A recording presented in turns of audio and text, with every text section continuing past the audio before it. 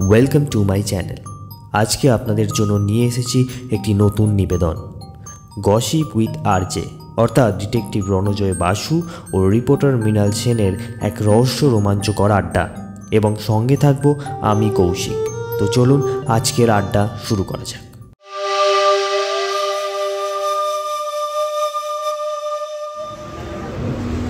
Ranaghat local ছেড়ে দিয়েছে মাত্র।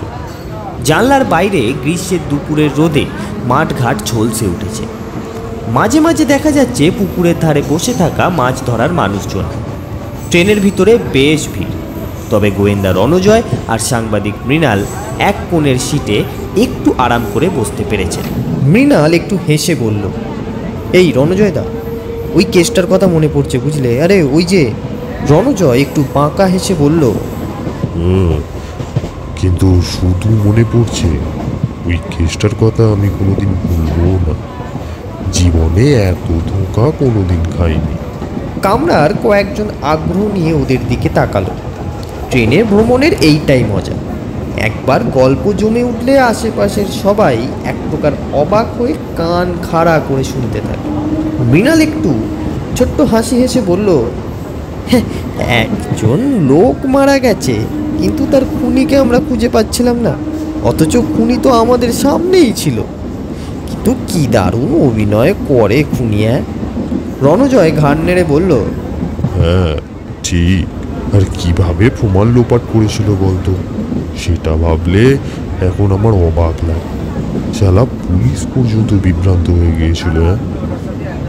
এক বৃদ্ধ ভদ্রলোক, যিনি একদম সামনের সিটেই বসেছিলেন, কৌতূহল চেপে রাখতে না পেরে বললেন, তা শেষ পর্যন্ত ধরা পড়লো তো? মৃণাল একটু মুচকি হেসে বলল, সে তো বটেই, তবে খুনি যখন সত্যিটা জানলো তখন যে তার কি মুখ হয়েছিল সেটা তোমাকে ভাষায় বলতে পারবো না দাদু। রণজয় একটু হাসল, তারপরে বলল, একেবারে শূন্য দৃষ্টিতে তাকিয়েছিল, একদম ফ্যাল ফ্যাল করে, যেন যেন পৃথিবীর সব হিসেব নিকেশ উলট পালট হয়ে গেছে। এক তরুণ ছেলেও সামনে এগিয়ে এসে বলল, এই এই আপনারা গোয়েন্দাগিরি করেন? মৃণাল একটু চটে গিয়ে বলল, হ্যাঁ, আমরা দুজন বন্ধু, আর এই রণজয় দেশের অন্যতম সেরা গোয়েন্দা। কেন, আপনি জানেন না? আর আমি সাংবাদিক। এইসব রহস্য টহস্য নিয়ে লেখা আমার নেশা। মৃত ভদ্রলোক বললে, সে তো বোঝাই যাচ্ছে বাবা, কিন্তু আপনারা পুরো গল্পটা বললেন না তো।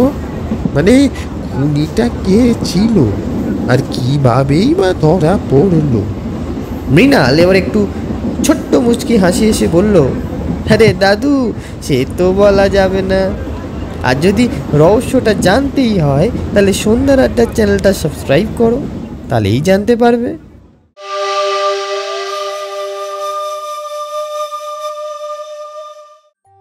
সন্ধ্যার আড্ডা চ্যানেলটি সাবস্ক্রাইব করো এবং শেয়ার করো, কারণ এই সকল গল্পের পূর্ণ রূপ আসতে চলেছে সন্ধ্যার আড্ডার চ্যানেলে খুব শীঘ্রই।